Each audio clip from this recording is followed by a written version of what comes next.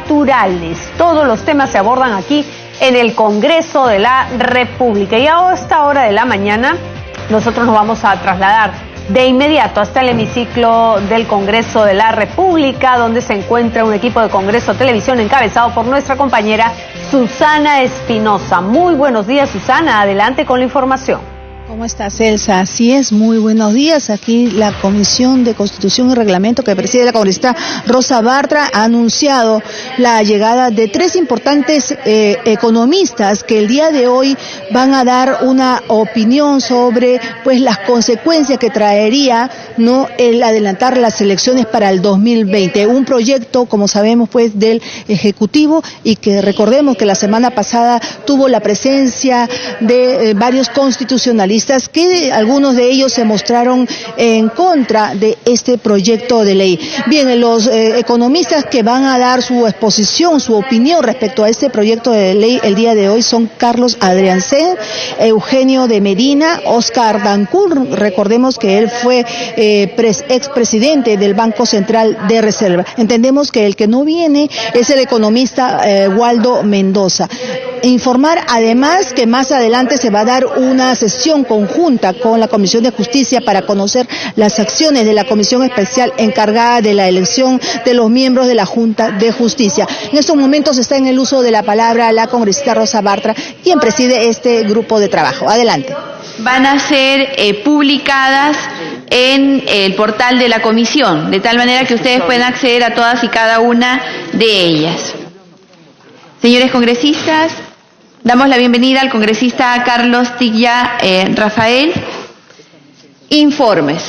La presidencia informa que el día de hoy a las 15 horas, en sesión extraordinaria, se recibirá al presidente de la Comisión Especial encargada del proceso de elección de los miembros de la Junta Nacional de Justicia, el señor Walter Gutiérrez Camacho.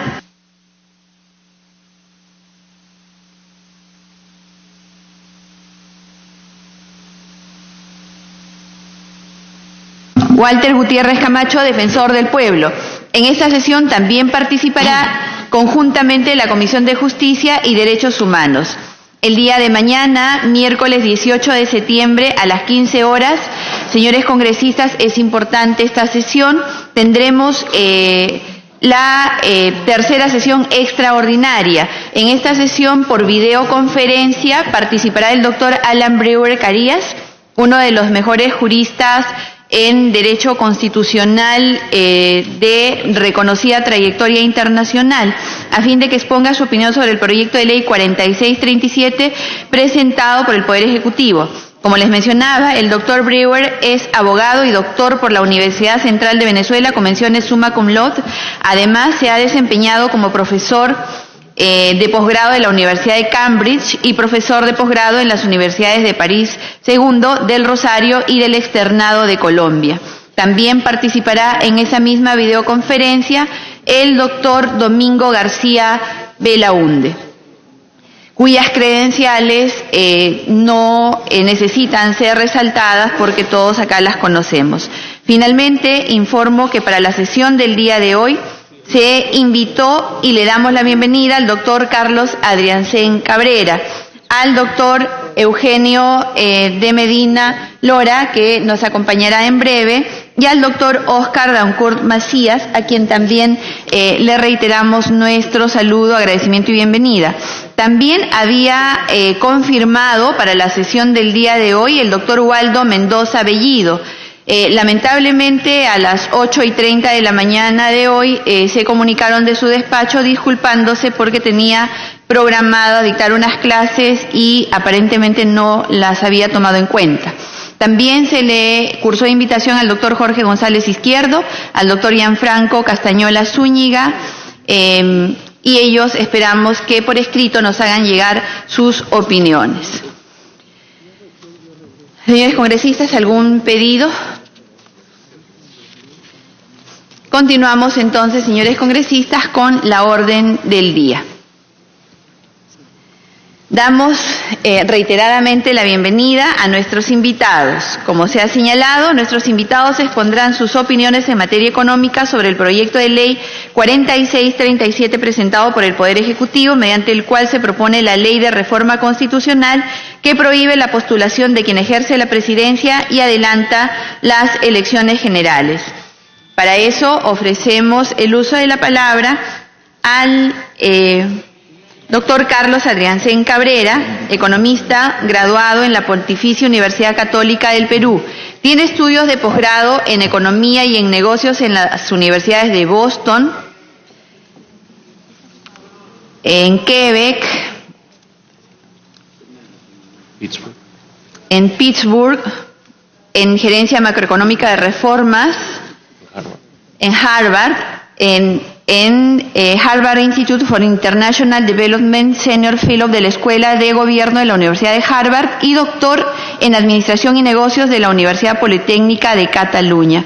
Actualmente, el doctor Adriancén es decano de la Facultad de Economía y director de la carrera de Economía y Finanzas de la Universidad Peruana de Ciencias Aplicadas, UPC.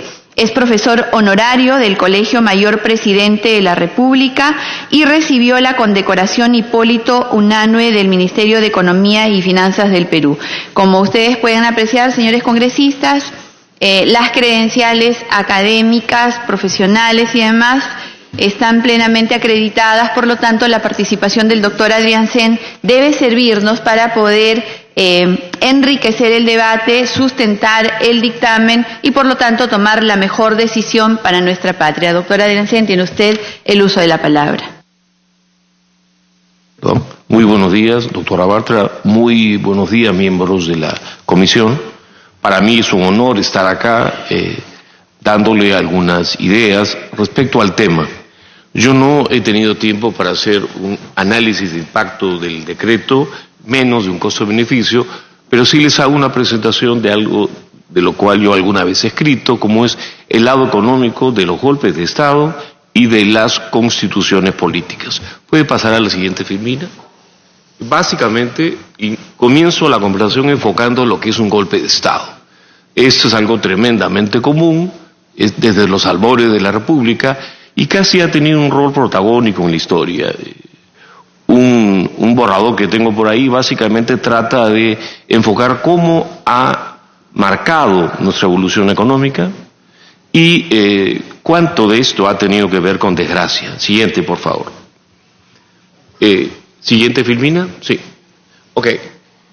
Soy de las personas que piensa que tener un marco republicano predecible es fundamental para el desarrollo de las naciones. No es casual, solamente a nivel peruano, no solo a nivel peruano, sino a nivel regional, que América Latina sea la región de las oportunidades perdidas, donde no hay ningún país en desarrollo y nunca hemos tenido ni la quinta potencia ni nada parecido. Es más, en los últimos años América Latina se aleja de estándares de país desarrollado, producto de sus características políticas regionales. Chile tiene hoy día el estándar del país más rico de América Latina, tiene el mejor índice de desarrollo humano, tiene además la renta per cápita de explotación de recursos naturales más alta de América Latina, por encima de Venezuela inclusive. Y es básicamente el país que tiene la mejor trayectoria de coherencia republicana. Siguiente, por favor. El análisis de los golpes es crucial, pero es una cosa bastante tacaña. Los resultados son inciertos, porque hay golpes efímeros, golpes longevos, golpes que se encaminan hacia un trasbordo democrático y regímenes que se quedan, o golpes que se quedan hasta las últimas consecuencias. Y solo cuando diferenciamos las ideas que van detrás de golpe, encontramos algunos resultados en dirección de golpes mucho más dañinos. Siguiente, por favor. Si bien los golpes tienen impactos de corto plazo, en el largo plazo son bastante malos y se asocian a la introducción de idearios mercantilistas socialistas. Deterioran la imagen del país y erosionan la libertad económica, menoscaban instituciones. La corrupción, tema que ustedes discuten extensivamente, es básicamente un fenómeno burocrático que tiene que ver con el desmantelamiento de instituciones responsables de evitar que éste exista. También destruyen libertades, particularmente derechos políticos y libertades civiles. Yo sé que a ustedes no puede gustarles, pero a mí me desagrada mucho que alguien me diga por quién votar en la próxima elección, mujer o hombre, o si no puedo reelegir a un congresista. Eso erosiona mi libertad. Siguiente, por favor. La desgracia económica de Cuba y Venezuela, sobre todo la reciente, es emblemática para ver lo destructivo que son los golpes marxistas, y también en términos de desarrollo regional. Sobre el por qué se patean por qué se dan los golpes de Estado, hay una mezcla de linda retórica de moda, alguna módica moda política y también afanes de lucro. Yo no conozco dictador que no haya salido mejorado económicamente. Hemos tenido hasta los hombres de confianza de un presidente dirigiendo un golpe de Estado en 1968. El hombre que debió defender al presidente de la República, el señor Velasco, lo traicionó. Y la historia no registra esto. Siguiente, por favor. Bueno, esta es una foto que solamente se la pongo para retarlos y es el ritmo de crecimiento del PIB per cápita de la región. En el Perú hoy día se dice que no estamos tan mal económicamente porque regionalmente destacamos. Sí, tenemos el crecimiento del producto por habitante, sacando de la foto a Bolivia, que es un 30avo del producto por habitante de un suizo, o sea, casi no existe económicamente, y vemos la situación postrada de América Latina. Siguiente, por favor. Si utilizamos el índice de Lirianov, el ratio del producto por persona, sobre el ratio por persona de un país desarrollado, América Latina en los últimos 4 años se está hundiendo. Está subdesarrollándose si definimos desarrollo como la cercanía al PBI de un país desarrollado. Siguiente. Un detalle crucial del lado económico, ahora sí, de las gestiones de facto, son sus constituciones políticas. Y la data confiesa. La data le puede a ustedes dar elementos de juicio para destacar qué tipo de constituciones resultan convenientes para el pueblo y cuáles han probado ser bastante nocivas. Hace 5 años escribí un artículo para la revista Economía y Derecho donde, además de presentar gráficos como que les voy a presentar, hice algunas estimaciones econométricas del peso de las constituciones para explicar crecimiento, para explicar recaudación inflacionaria, para explicar la tasa de inversión, para enfocar estabilidad. Y las constituciones resultaron siendo tremendamente significativas estadísticamente. Siguiente, Filmina. Esa vez lo que voy a hacer es plantear la evidencia descomponiendo desde el periodo 1963 al 2018 entre un pedazo de la Constitución sánchez-cerrista, en algunos segmentos voy a ir más atrás, el velasquismo, que es la ausencia de Constitución, entre el 69 y el 80, siempre les quito el primer año, la Constitución velasquista, que es la Constitución de 1979, ustedes saben bien que en Europa las constituciones lo ponen los príncipes, en América Latina los dictadores, y la última es la Constitución fujimorista. Siguiente, por favor. Estos son los términos de intercambio porque es una de las variables que cuando uno quiere enfocar qué pasó, dice, pero de repente no era el efecto de la Constitución ni de los gobiernos, era el efecto de los términos de intercambio. Ahí se los pongo desde el año 1986 y los mejores términos de intercambio de la historia del Perú los desperdició Velasco. En comparación ahora son significativamente menores. Siguiente, por favor. Bueno, vemos aquí una marcada evolución disímil en términos de las tasas de crecimiento anual promedio en el periodo de vigencia de la Constitución, en términos del PBI y el PBI por habitante. Hay constituciones que nos han resultado asociados a periodos tóxicos, a periodos de retraso. Por más que, por ejemplo, en la Constitución del 33 hay cambios que deberían y que estadísticamente se diferencian por muestra, también en la de 1993, a partir del año 2012, las diferencias del impacto constitucional se reducen drásticamente, en ambos casos por la erosión, vamos a decir así, de la vigencia del espíritu de la Constitución por la cantidad de cambios. Siguiente, por favor. Siguiente, Firmina, señor, que está con nosotros. Gracias. Este es el crecimiento década promedio. A nosotros los economistas de cuando en cuando nos invitan a comentar por qué tan relevante es que el PBI haya crecido el mes pasado en 3%, y eso es casi irrelevante. El anual ya es casi heroico, el quinquenal es mucho más poderoso en términos de desarrollo, y el crecimiento década es emblemático. El Perú no está en camino a desarrollarse, y en términos de la Constitución castillista, la Sánchez Cerrista, el Velascato y la Constitución fujimorista en lo que va, tenemos ritmos de crecimiento que explican por qué el Perú no se desarrolla. Sí, señores, en el largo plazo la diferencia entre alto crecimiento y desarrollo económico no existe. Es decir, la Constitución y los gobiernos que son capaces de producir altas tasas de crecimiento sostenidas por décadas son los que desarrollan el país. La prioridad es el crecimiento, en mi humilde opinión. Siguiente, por favor. Acá tenemos la inflación.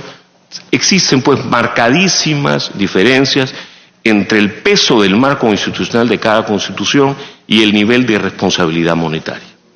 Es tremendo. Siguiente, por favor.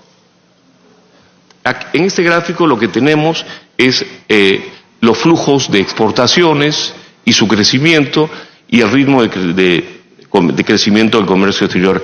En el Perú, pocas cosas predicen el crecimiento económico más que el comercio, tal como sostenían los griegos.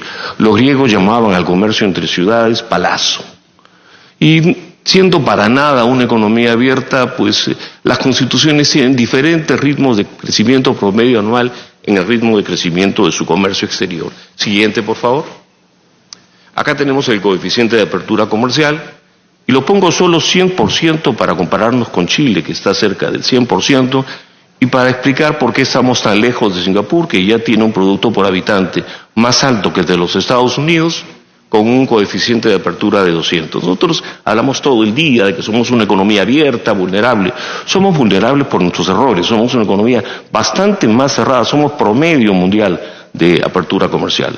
Mucha pobreza se explica por menor inversión y menor crecimiento asociado a barreras mercantilistas, que son comunes a casi todos los regímenes. Siguiente, por favor. Acá tengo básicamente el ritmo de crecimiento de liquidez. En la Constitución velasquista de 1979 vemos cómo la irresponsabilidad monetaria rompe el gráfico. Lo tengo que sacar porque si no todos serían casi la línea horizontal. Siguiente, por favor. Esta es la acumulación de reservas. Usted ve que le va bastante bien a la Constitución de 1993. Siguiente, por favor. Acá tengo ratio de RIN sobre PBI y acumulación de RIN, que es el resultado final de la balanza de pagos. Tiene también marcadísimas diferencias por el marco constitucional. Siguiente, por favor. El ingreso nacional disponible, pero aquí se puede decir que hay una acumulación de tiempo. Debería mostrar el crecimiento no cíclico, pero hace 3 días me invitaron, así que traté de editar los gráficos que podía. Siguiente, por favor. Acá tenemos básicamente el tamaño del comercio exterior en términos reales. Y si tenemos menos pobres, en mi humilde opinión, hay altísima correlación con esta evolución. Recuerden el primer gráfico que vimos, no son los mejores precios externos de nuestra historia. Siguiente, por favor.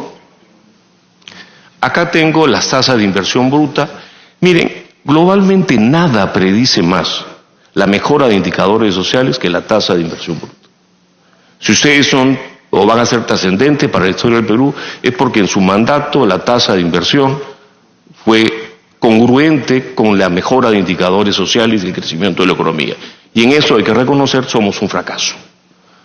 La tasa de inversión de este año va a ser seguramente también inferior a la de 2013. Hemos tenido una caída, luego una recuperación tibia, y obviamente hay mucho trabajo por darle predictibilidad a este país. Siguiente, por favor. Acá tenemos el crecimiento anual por sectores. O sea, a la Constitución fujimorista le va muy bien en el agro, a la Constitución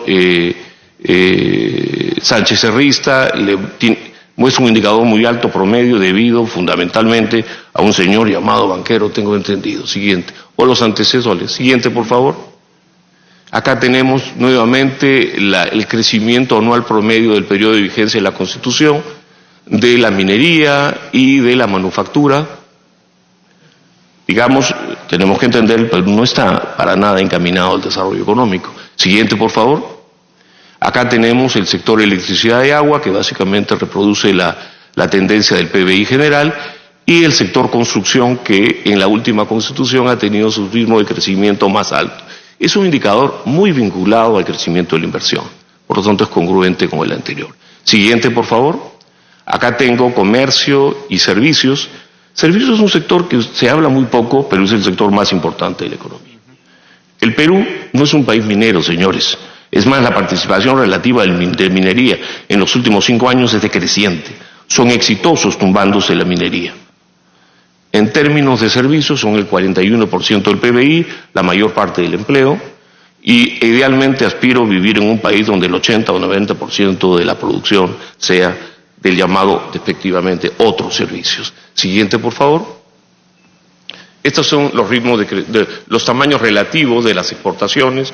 En realidad, de comercio son congruentes con un gráfico anterior y muestra definitivamente que los periodos constitucionales importan muchísimo en términos de la dinámica comercial del país. Siguiente, por favor. Esta es básicamente la cuenta financiera, que es la captación de capitales, o podría reflejar la captación neta de capitales tanto por fuente privada como pública, y abajo la del sector público, lo cual implica algo que vale la pena destacar al marco constitucional de la Constitución de 1993, un gobierno que nos endeuda mucho menos como porcentaje del PIB, o gobiernos, todos. Siguiente, por favor. Acá tenemos los resultados de la balanza de pagos. Con la constitución de fujimoristas se acumula mucho más y se captan mucho más capitales del sector privado. Siguiente, por favor. Acá tenemos las exportaciones tradicionales y no tradicionales. Ya saben que a ese marco constitucional, medido incluso en dólares corrientes, en este caso, más adelante tengo un rato del PBI, le va tremendamente bien. Siguiente, por favor. Acá tenemos básicamente las exportaciones tradicionales y no tradicionales, para ser más gráfico, y algo tremendamente importante, la importación promedio de bienes de capital. Si miramos la cifra del PBI anual en todo este periodo, van a encontrar que el PBI promedio de inicio del siglo pasado, en comparación al actual, era casi un error estadístico. El Perú nunca ha producido más, nunca ha sido más rico que ahora. Siguiente, por favor. El resultado económico del gobierno central también muestra sus marcadas preferencias constitucionales. Los marcos constitucionales sí condicionan y limitan el accionar del Estado en términos de gasto. Y son tremendamente beneficiosos porque yo veo mucho en el Congreso peruano preocupación porque no estamos gastando los presupuestos. No, señores, cuando el gobierno no gasta, gastan los privados. Así de claro. Los déficit menores le dan mucho más aire al sector privado, sobre todo a las comunidades y a las personas. El gobierno nos cuesta impuestos, nos cuesta deuda, nos cuesta recaudación inflacionaria, y nos cuesta las licencias monopólicas por las cuales subsisten las empresas públicas, porque supongo que ninguna va a subsistir sin licencia monopólica. Siguiente, por favor. Bueno, aquí tenemos la preferencia también constitucional de la variable acumulación del sector público con los regímenes constitucionales. A la izquierda, la formación bruta de capital y a la derecha en términos constantes para quitar la inflación norteamericana. También la constitución fujimorista es la que más inversión pública tiene, aunque esta es una fracción marginal, diría yo, bastante menos relevante de la formación bruta total del país. Siguiente, por favor, de capital. Acá tenemos la recaudación tributaria. Miren ustedes, cuando hablamos de los ingresos totales del gobierno central, estamos hablando de impuestos. Los ingresos de capital son errores estadísticos. No llegan ni al 0.2% del total de los ingresos. Estamos hablando de tasas, contribuciones y impuestos propiamente dicho, que todos son cargas a privados para financiar gasto público. Por lo tanto, esta es la verdadera presión tributaria del país, y ustedes ven que básicamente la más recaudadora y la más destructora, si cabe el término, es la constitución fujimorista por su mayor recaudación. Siguiente, por favor. Claro, a mis amigos que les encanta el gasto público, eso es una virtud, ¿ah? Estos son los gastos del gobierno central, básicamente se han mantenido, y esto es una evaluación de los resultados que por cuestiones de tiempo yo no voy a poder de sacar con la longitud que tengo, pero vemos fundamentalmente el gráfico original del gobierno central reproducido en estos 3 indicadores de desequilibrio fiscal. Siguiente, por favor. Acá tenemos básicamente una bonita foto de la presión tributaria por el lado constitucional, asociado con el índice de Ilarianov. Ilarianov es un señor ruso que cuando cae el muro de Berlín quería saber qué tanto desarrollado estaba Rusia, porque las cifras de la dictadura siempre son mentirosas. Entonces, ¿qué tan avanzada estaba la potencia soviética? Entonces, ¿qué le parece si miremos bien el PBI por habitante, que se puede medir bien, y lo comparamos con el PBI por habitante de un país rico? Ese es el ratio de la derecha para Perú. No es precisamente encantador, y para promedio en lo que va de la constitución fujimorista nos recuerda algo que los peruanos no queremos entender, en el cual nos engañan continuamente. Somos un país pobre. Somos un país bien pobre. 9.2% de índice de Ilarianov. Implica lo pobres que somos, porque los flujos de riqueza no son retóricos, son los flujos de ingreso que tiene la gente.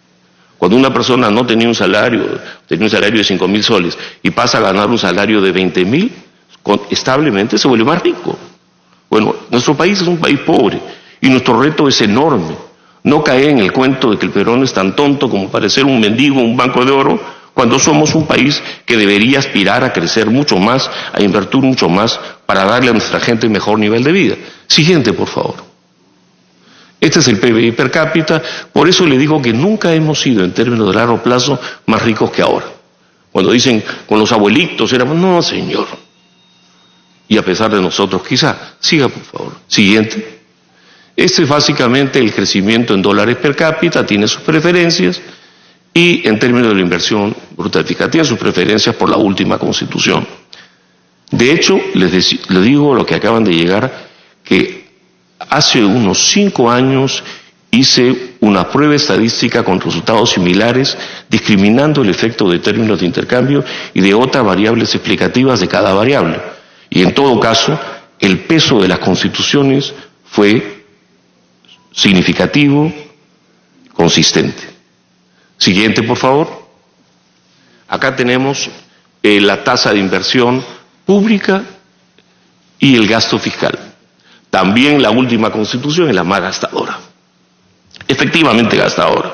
No en términos nominales. La desgracia de los años del régimen de el APRE de Izquierda Unida infló el gasto en materia nominal de manera difícil de recordar, además merece ser olvidada. Siguiente, por favor. Acá tenemos el nivel de comercio exterior en términos reales y la inversión. He repetido porque pongo acá indicadores en dólares constantes del 2010. Siguiente, por favor. Esto es básicamente una estimación heroica del índice de desarrollo humano. Como ustedes saben, aparece en el 92, 95, pero tiene una altísima correlación con el PIB por habitante, y lo que dice es un estimado. Y en términos de desarrollo humano, de acuerdo a ese estimado, con enorme ajuste estadístico, daría una foto de este tipo para el índice de desarrollo humano. Siguiente, por favor. Tanto para el índice de percepción de corrupción burocrática, de transparencia. Este índice tiene una altísima correlación con el tamaño del gasto público, como ratio del PBI. A mayor gasto público, mucho mayor índice de percepción burocrática, mucho mayor índice de control de corrupción del Banco Mundial, aunque no lo he puesto, y algo con el índice de corrupción del Instituto de Libertad de Londres, cuyo nombre no me acuerdo ahora, que no usa. Siguiente, por favor. Este es el índice de libertad económica, también estimado a partir de 1980 a 92, como vínculo del tamaño de la inversión minera. Siguiente, por favor. Si algo ha tenido en los últimos años es un avance de la agricultura, dicho sea de paso, y no está en este gráfico, con el tamaño del financiamiento al agro. Nunca se ha financiado más a la agricultura en términos reales que ahora, sobre todo de la vigencia de la última Constitución. Siguiente, por favor. Esta es la tasa de mortalidad. En estos gráficos quiero que seamos bien. El ajuste de la Constitución, estadísticamente hablando, es muchísimo menor. ¿Por qué? Porque la mejora de la mortalidad viene a pesar de nosotros. Son básicamente incorporación de tecnologías del exterior las que permiten que nuestros niños se mueran menos. Siguiente, por favor. Que la gente tenga mucho mayor esperanza de vida. Pero de todas maneras, hice el gráfico para mostrar algunos indicadores sociales que tienen como correlatos las variables económicas que vimos al comienzo. Siguiente, por favor. Esta es la captación de inversión extranjera directa. Aquí la Constitución fujimorista es la campeona. La siguiente, por favor. Acá tenemos las rentas de recursos naturales. Como les dije en algún momento, Chile es el campeón en la recaudación per cápita de recursos naturales, por la lección venezolana. Venezuela nunca floreció por el petróleo. Cuando tuvo el 70% del país, del PBI norteamericano por persona, es decir, era como Italia o España ahora, no fue por el petróleo, fue porque era estable y porque era libre y porque tenía una tasa de inversión enorme que pudo ir al petróleo. De ahí viene un declive de 70% a niveles hoy que se acercan a Bolivia, que es un ejemplo global de fracaso económico. Y eso vale la pena destacar. En el caso peruano, siguiente gráfico, por favor. Si yo cierro esta presentación es chequeando cuánto varió el índice del área NOF en ese periodo. Y veremos que nos estuvimos subdesarrollando en las últimas constituciones con cierta timidez en el caso de la Constitución Sánchez-Cerriza, pero el mundo crecía mucho más que nosotros. Nos fue pésimo con la Constitución velasquista y hemos tenido una recuperación también, un promedio de 0.2% al año. Un gringo diría, we are not the champions, para nada. Siguiente. Si yo tuviera que sacar reflexiones de estas cifras, es que la toxicidad económica de los golpes y las constituciones asociadas refleja sus ideas políticas y económicas. Cuando esas desprecian las libertades y los derechos de propiedad del país, de la gente, ahora pasaba por la calle, por las calles que rodeaban al estadio de Alianza Lima y veía un monumental ejemplo de desprecio a la propiedad privada de la gente. El Estado no cuida ni siquiera las ventanas de la gente que vive alrededor del estadio y eso los empobrece, les hace perder. Esto no es una cuestión que se refiere a Southern, se refiere al pueblo. En el último proceso electoral, y ahora me voy a volver de coyuntura, el elector optó sabiamente por dividir sus preferencias. A uno le dio el Ejecutivo y a otro el Legislativo, y a mí me encanta limitar al Estado, entenderán, tengo mi propia posición, y uno limitaría al otro. Solo que el Ejecutivo tiene la responsabilidad de coordinar con los que le tocó, chicos, tienen que convivir ustedes y los señores del Ejecutivo. Siguiente, por favor. Los escándalos de corrupción burocrática en proceso y las inclinaciones ideológicas han puesto sobre tapete una propuesta irrespetuosa del marco constitucional. Lo que hemos tenido y hemos llamado reformas políticas son reformas constitucionales. Lo que está en juego actualmente es una reforma constitucional y lo que están pidiendo también son la completa dictatorialización del régimen económico asociado a estos resultados. Amenazan con sucesivas reformas constitucionales con ideas del tipo que se asocian a mayor pobreza, mayor inestabilidad, menor dinamismo. Siguiente, por favor. Basado en la lógica y nuestra historia económica reciente, podemos anticipar efectos negativos si se diera el quiebre. Así de claro. Al destino venezolano o boliviano podrían terminar consolidando un régimen que, erosionada la libertad política, a mí no me dejan reelegir a cualquiera de ustedes. Y otras cuestiones que veo a diario, se asocia a un mayor estancamiento económico y menor crecimiento. Siguiente, por favor. Sí, quiero cerrar con una frase de un historiador americano. La libertad no es algo que da un gobierno, no me lo da el Ejecutivo ni el Legislativo, me lo da la Constitución, señores. Y la Constitución es propiedad de todos. Y esta es la mejor que hemos tenido, al menos en materia económica. Siguiente, por favor. Muchísimas gracias por su tiempo y si alguien tiene alguna pregunta, sería para mí un honor tratar de responderlo.